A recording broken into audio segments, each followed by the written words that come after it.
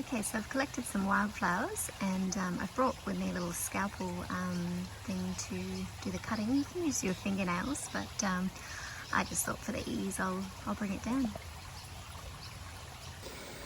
Okay, so making daisy chains is super simple. You can use any sort of flower that you like. I've just chosen these ones because they're wild and they're beautiful. The first thing I'm going to do is with each one, I'm going to just chop it a little bit so it's a little bit shorter.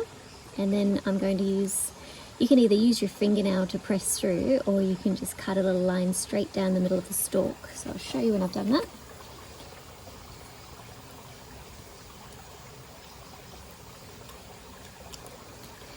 So I've just cut straight through there, a little bit hard to see, straight through the middle there. But what I'm going to do now is I'm going to take my next flower and I'm just going to poke it through like that. And you've got two together, so that's the start. And I'll just continue that all the way.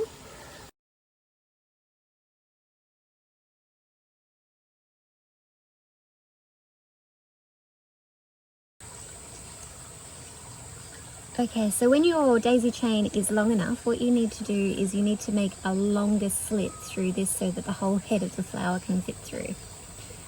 It's a little bit more difficult. Just go nice and slow. So I've got a bigger hole here, and I'm just going to put the last flower in all the way like that.